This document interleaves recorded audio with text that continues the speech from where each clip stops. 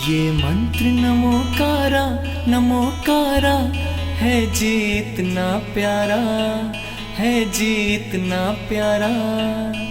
जिसने भी जाप किया भव से पार उतारा। नमो अरिहंताणं नमो सिद्धाणं नमो आर्याणं नमो वज्रायाणं नमो लोय सब साहुणम्। ये मंत्र नमोकारा है जीतना प्यारा। जिसने भी जाप किया भव से पार। बोले कजारा श्री आदिनाथ भगवान की। परम पूजाचार्य श्री मानतुंग मुनि महाराज की। परम पूजाचार्य गुरुवर श्री विराग सागर जी गुरुदेव की। आज 7वां छंद प्रारंभ करते हैं। कल ज्ञान की बातें बताई थी। कल ये बताया था हमारी बुद्धि स्मरण शक्ति कैसे बढ़ती है। आज ये जानकारी करेंगे कि शक्ति बढ़ करके शक्ति बढ़ती है तो शक्ति के साथ हमारी प्रतिभा कैसे बढ़ती है, हमारी मेधा कैसे बढ़ती है। आज ये जानकारी करेंगे। कल ये जानकारी ली कि स्मरण शक्ति बढ़ने के तरीके क्या है। आज ये जानकारी लेंगे जो हमें याद है उसका विस्तार करने का तरीका क्या है। छोटी सी चीज याद होती है उसको निबंध कैसे बनाते हैं, टाइटल को निबंध कैसे बनाते हैं, एक शब्द को सुन करके उसकी 1 घंटे व्याख्या कैसे करते हैं। आज विस्तार देखेंगे। कल स्मरण शक्ति को देखा था। आइए 7वां छंद देखते हैं, उसका भाव देखते हैं। त्वत्संस्तवीन भव संतति सन्निबद्धम पापम क्षणात् क्षयमुपैति शरीरभाजाम् आक्रांत लोक मलिनील मशेषमाशु सूर्यांशु भिन्नमिव सार्वरमन्धकारम् सूर्यांशु भिन्नमिव सार्वरमन्धकारम्। यहाँ छंद में जो भाव दिया है वो भाव ही श्रेयस्कर है। छंद पढ़ने का मतलब यही है कि हम उसके भाव में उतरे, वरना बोलने का मतलब कुछ भी नहीं है। आप जो भी शब्द बोलते हैं अगर उसके भाव में नहीं है तो शब्द बोलने का कोई महत्व नहीं रह जाता। हाँ, शब्द बोले बिन भाव में पहुंचा जा सकता है। शब्द बोले बिन अपनी बात को दर्शाया जा सकता है। जैसे कोई व्यक्ति भूखा है और रोटी मांग रहा है, रोटी चाहिए उसे, रोटी बोल नहीं पा रहा है, शब्द बोल नहीं पा रहा है। बेचारा अगर यूं इशारा करता है तो तुम्हारी समझ में आ जाती है कि ये रोटी मांग रहा है। अपने भाव को बिना शब्दों के बताया जा सकता है, लेकिन अगर तुम्हारे पास शब्द हैं तो शब्दों से ही बताना श्रेयस्कर है। जिनके पास शब्द नहीं होते उनकी ईश्वर भावों से सुनता है, उनकी भाव की विक्रिया मान्य होती है। लेकिन जो शब्द बोलना जानते हैं उनकी शब्द से ही बात मान्य होती है। इस बात को समझिए। आप कहो कि हमें घर पे तो सारे शब्द बोलना आते हैं, मंदिर में भक्तामर पढ़ना नहीं आता, तो घर पे तो तुम्हें हजारों शब्द बोलना आते हैं। इसका मतलब ये है कि तुम पढ़ना तो जानते हो लेकिन उपयोग नहीं लगाना चाहते। अगर पढ़ना नहीं जानते तो दुनिया भर की किताबें कैसे पढ़ लेते हो। पढ़ना नहीं जानते तो अखबार कैसे पढ़ लेते हो। अखबार में भी वही अक्षर है जो अक्षर यहाँ भक्तामर में है। कोई यहाँ दूसरे अक्षर थोड़े ही हैं। जो भक्तामर में है वही अक्षर अखबारों में लिखे हुए हैं, वे अक्षर हमारे पहले के पढ़े हुए हैं। और ऐसा नहीं हम उन्हें पढ़ना नहीं जानते हैं, बस हम उपयोग लगाना नहीं जानते। इसका दंड तुम्हें ही मिलना चाहिए, क्योंकि तुम प्रमादी हो। तुम प्रमाद करके अपने उपयोग का पालन नहीं करना चाह रहे हो, और प्रमाद करके कहते हो हम संस्कृत पढ़ना नहीं जानते हैं, हम भक्तामर पढ़ना नहीं जानते हैं। महाराज, हिंदी में भक्तामर पढ़ ले तो चलेगा। यहां तो कह देते हो ऐसा कर ले तो चलेगा, लेकिन व्यापार में अगर सामने वाला व्यक्ति अंग्रेजी में जानता है तो अंग्रेजी में बोलना सीख लेते हैं। व्यापार करना है। सामने वाला व्यक्ति हिंदी में जानता है तो हिंदी में बोलना सीख लेते हैं। वहां तो सीखने की ललक है, वहां तुम्हारा ध्यान धन पर है, लेकिन यहां तुम्हारा ध्यान ज्ञान पर नहीं है। इसलिए तुम इसे शुद्धता से पढ़ना नहीं चाहते, और शुद्ध पढ़ने वाले को ही इसके फल प्राप्त होते हैं। तुम रोटी की जगह मोटी बोल दो तो क्या तुम्हें रोटी मिलेगी? नहीं मिलेगी। तुम लाख होटल पे खड़े रहो, लेकिन अगर रोटी बोलोगे तो जरूर मिलेगी। ऐसे ही मंत्र को अथवा जो भी भगवान के सामने बोलोगे, शुद्ध बोलोगे, तो उसका परिणाम निकल करके आएगा। शब्दों को बोलने के लिए हमें शुद्ध पढ़ना जरूरी है, और शब्द इसलिए बोले जा रहे हैं कि मेरे उसमें भाव बने। बिना भाव के शब्दों की कोई कीमत नहीं है। इसलिए शब्द सही बोलना सीखिए, और शब्द सही बोलना नहीं सीखे तो ध्यान रहे, कोई तुमसे जबरदस्ती तो है नहीं कि तुमसे कहेगा कि शब्द सही बोलना सीखो। तो कहने का मतलब ये है, सही बोलिए, सही बोलने का प्रयास करिए। भक्ति भक्ति मुक्ति भुक्ति है, भक्ति मुक्ति भुक्ति है, और जिसकी मुक्ति युक्ति है, भक्ति मुक्ति भुक्ति है, और जिसकी मुक्ति युक्ति है। गुण पाना अभिव्यक्ति है, गुण पाना अभिव्यक्ति है, गुण पाना अभिव्यक्ति है, गुण पाना अभिव्यक्ति है। मुक्ति महल की चाबी है, अनुभव की आजादी है। मुक्ति महल की चाबी है, अनुभव की आजादी है। प्रभु की भक्ति से हो भक्ति में यारो, भगवन मिल जाए रे। जीवन है पानी की बूंद, कब मिट जाए रे। ओ जीवन है पानी की बूंद, कब मिट जाए रे। होंगी अनहोंगी हो, होंगी अनहोंगी, कब क्या घट जाए रे। जीवन है पानी की बूंद, कब मिट जाए रे। ओ जीवन है। यहाँ उस भक्ति के बल पर वह ज्ञान प्राप्त करने की प्रक्रिया यहाँ बताइए। ये छंद सर्व क्षुद्र उपद्रव निवारक है। छोटे छोटे परेशानियां, छोटी छोटी बीमारियां, छोटे छोटी पीड़ाएं, छोटे छोटे व्याधाएं हमारे जीवन में आती रहती हैं, और हम कभी कभी छोटी व्याधा से भी घबरा जाते हैं। बड़ी व्याधा तो नहीं है, छोटी व्याधा से भी घबरा जाते हैं। और सर्व क्षुद्र, क्षुद्र माने छोटे, उपद्रव, जो उपद्रव आते रहते हैं, उपसर्ग कह लें, उपद्रव कह लें, कहीं से भी उपद्रव आ सकते हैं।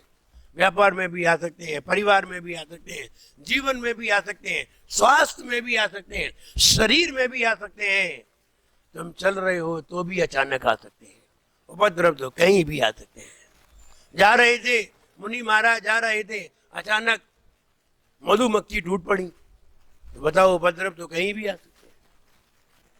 तो उपद्रव कैसे भी आ सकते हैं, कहीं भी आ सकते हैं। चल के जा रहे थे, अचानक फिसल गए, गिर पड़े, ओ उपद्रव आया कि नहीं।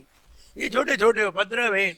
इन उपद्रवों को नष्ट करने वाला, निवारण करने वाला ये छंद है। ऐसा भाव अगर हम अंदर लाते हैं, निश्चित मानिए इसका निवारण निश्चित होगा। आइए इसकी जाप देखते हैं। ओम ह्रीम अर्हम नमो बीज बुद्धिनम। ओम ह्रीम अर्हम नमो बीज बुद्धिनम। वे मुनि महाराज जिन्हें बीज बुद्धि रिद्धि प्राप्त है। क्या होती है बीज बुद्धि? जैसे एक बीज हजारों बीज पैदा करने की ताकत रखता है।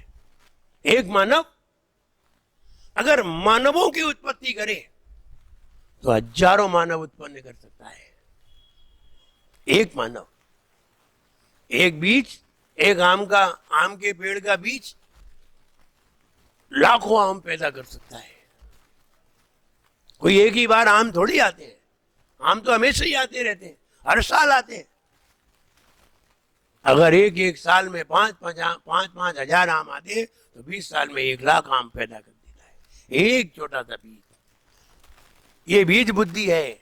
बीज बुद्धि का मतलब है जैसे आपने कोई एक शब्द को पढ़ा, जैसे नयति शब्द को पढ़ा। नयति शब्द, इसकी मूल धातु क्या है, इसमें कौन सा प्रत्यय लगा, कौन सा प्रत्यय लग करके कौन सी विभक्ति लगी, कौन सी विभक्ति लग करके कौन सा उपसर्ग लगा, तब ये नयति शब्द बना। जैसे प्रभा नाम, भक्तामर में पढ़ते हैं प्रभा नाम, भक्तामर प्रणति मौली मणि प्रभा नाम।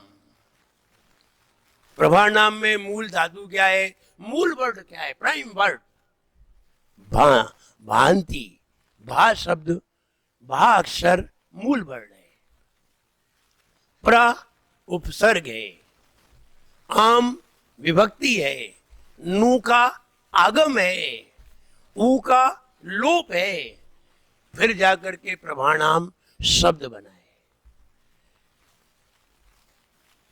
मूल वर्ड का ज्ञान होना, मूल धातु का ज्ञान होना, विभक्ति का ज्ञान होना, उपसर्ग का ज्ञान होना, प्रत्यय का ज्ञान होना, इन सब का ज्ञान होने के बाद शब्द के अर्थ का ज्ञान होना, ये बीज है।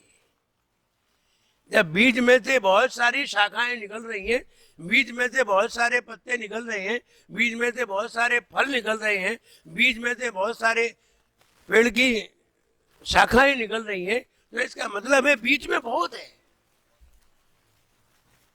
ये तो मेरी समझ में नहीं आ रहा है। ऐसे ही एक स्व शब्द है, सिर्फ स्व शब्द है। स्व माने अपना। स्व का अगर चिंतन करे तो व्यक्ति सम्यक दर्शन प्राप्त कर ले। स्व और पर, स्व माने अपना, अपने आप को जानना, हो गया केवल ज्ञान। वो एक अक्षर में कितनी शक्ति है, एक अक्षर में कितना ज्ञान कराने की क्षमता है, लेकिन हम करें तब। और अगर पढ़ जाए तो पढ़ जाओ, पढ़ा रहेगा।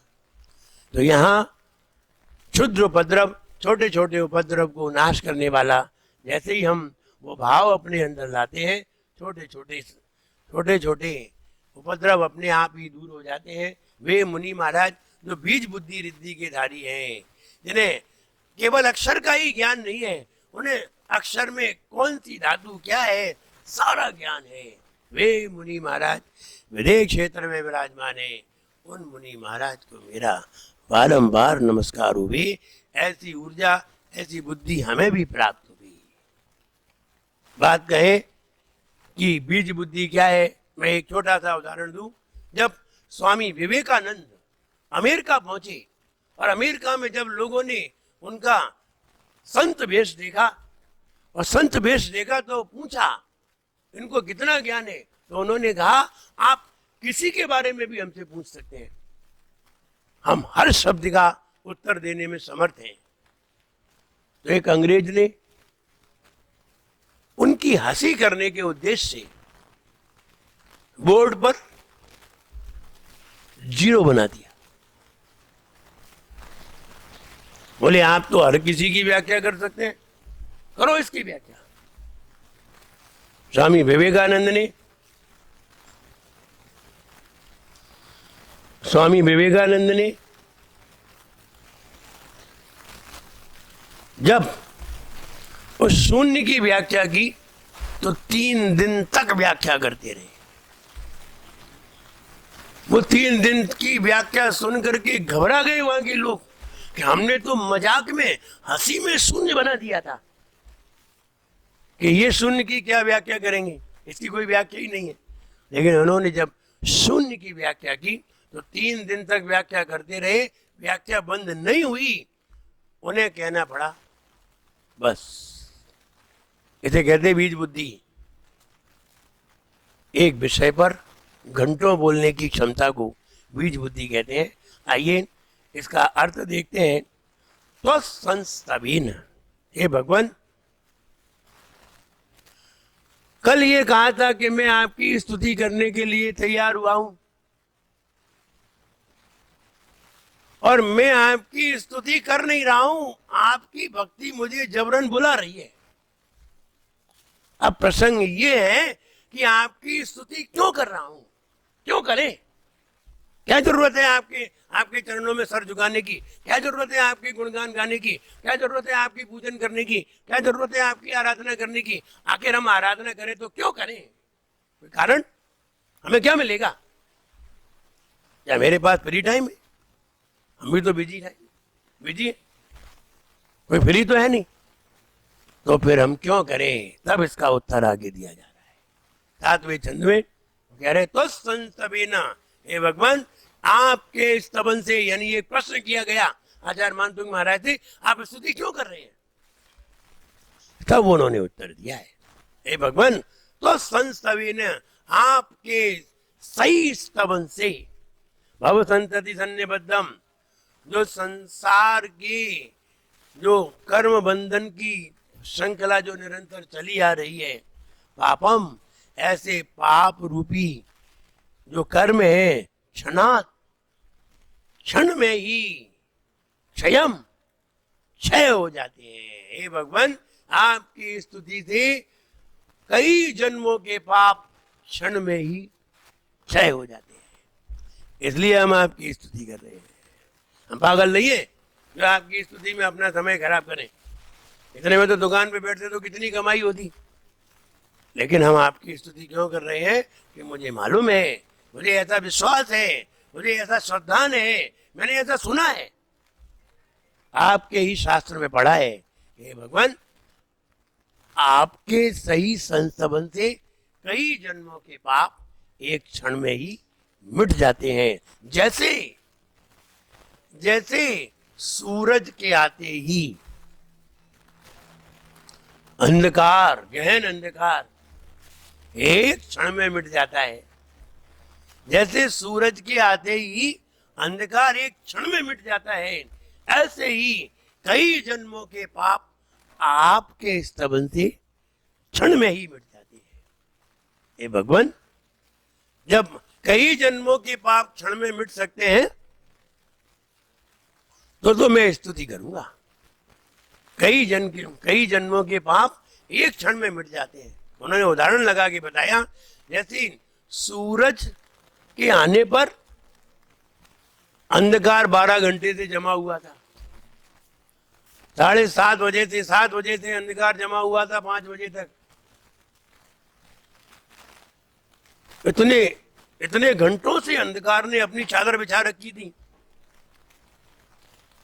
लेकिन सूरज ने आते ही एक क्षण में अंधकार को भगा दिया। जैसे सूरज के आते ही कई घंटों का अंधेरा एक क्षण में मिट जाता है, ऐसे ही कई जन्मों के पाप आपके स्तवन से एक क्षण में मिट जाते हैं। ऐसा मुझे मालूम है, इसलिए मैं आपकी स्तुति कर रहा हूं। ध्यान रहे, ज्ञान कैसे बढ़ता है और ज्ञान के बारे में समझिए।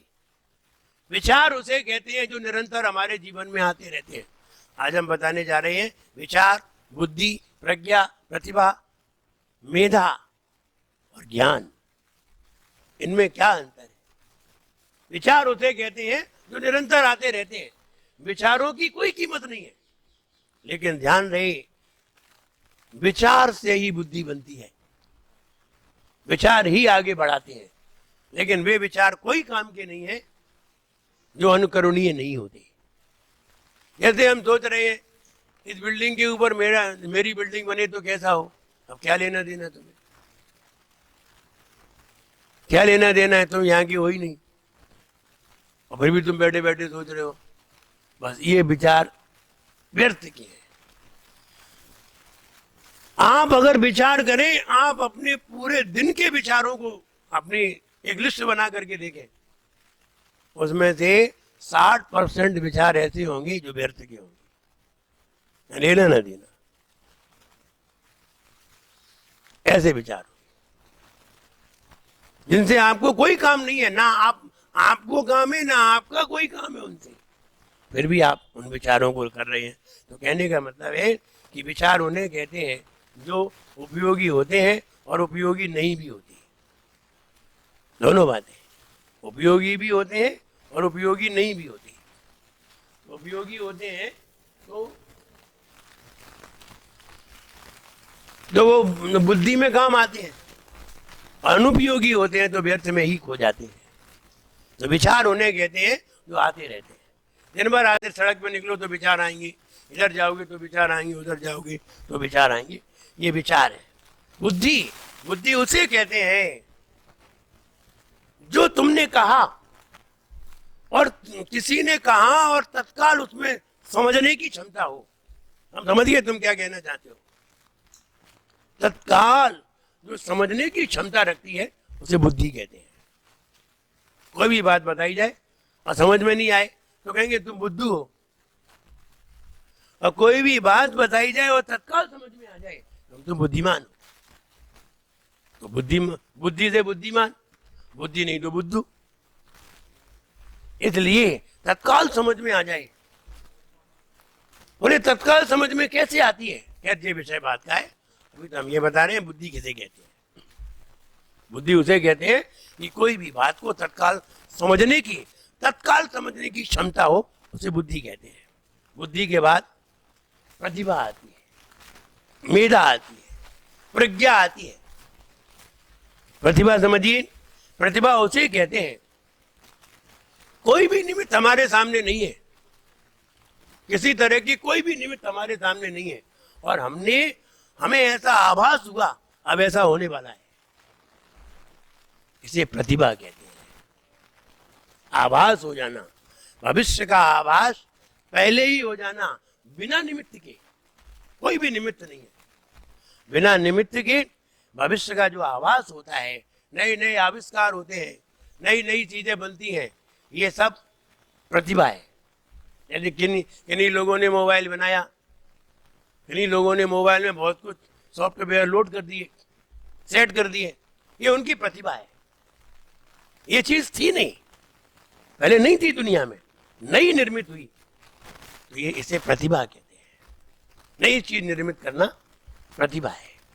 और जिसका पहले ना था, ना पूर्व में था, और फिर भी हम उसको ईजाद करें, तो ये प्रतिभा कहलाती है। और मेधा उसे कहते हैं जो त्रिकालवर्ती पदार्थों का परिज्ञान होता है, उसे मेधा कहते हैं। त्रिकालवर्ती यानी भविष्य में, भूत को देख करके या वर्तमान को देख करके भूत का और भविष्य का ज्ञान करना, ये मेधा है। मेधा अलग स्थिति है, प्रतिभा अलग चीज है, बुद्धि अलग चीज है। इसलिए बुद्धि तत्काल समझने की क्षमता, मेधा त्रिकालवर्ती पदार्थ को जानने की क्षमता, प्रतिभा बिना निमित्त के भविष्य का आभास करने की क्षमता, और प्रज्ञा अतीत का जानना। प्रज्ञा है आत्म तत्व को जानना, प्रज्ञा है अदृश्य वस्तुओं को जानना, प्रज्ञा है अदृश्य वस्तुओं का निर्णय करना, प्रज्ञा है। इसका बुद्धि से कोई संबंध नहीं है। बुद्धि तो जो दिखने वाली चीज है उसमें चलती है, प्रतिभा भविष्य का आभास करती है, मेधा त्रिकालवर्ती पदार्थ का आभास करती है, लेकिन प्रज्ञा जो दिखते नहीं है उनका निर्णय करती है। आत्म तत्व दिखता नहीं है, आत्मा दिखती नहीं है, वो आत्मा का निर्णय कर देती है। प्रज्ञा श्रेष्ठ है, मेधा श्रेष्ठ नहीं है, प्रतिभा श्रेष्ठ नहीं है, बुद्धि श्रेष्ठ नहीं है, प्रज्ञा सबसे श्रेष्ठ है। इसलिए प्रज्ञा जैसे ही होती है, प्रज्ञा ज्ञान को ले आती है। ज्ञान कहते हैं जो जो हमने चीजों को एकत्र किया है और स्टोर में जमा कर रखा है, उसे ज्ञान कहते हैं। बहुत सारी चीजें होती हैं हमारे गोडाउन में, बहुत सारी चीजें होती हैं, बहुत सारी चीजें पड़ी रहती हैं, वो ज्ञान है। जैसे हमारे ज्ञान में बहुत सारी चीजें पड़ी हैं, तो एक चीज का ज्ञान थोड़ी है, बहुत सारी चीजों का ज्ञान है। हमें मेडिकल का भी ज्ञान है, किराने का भी ज्ञान है, अन्य चीजों का भी ज्ञान है, बहुत सारा ज्ञान है। और सारा ज्ञान हमारे ब्रेन में है।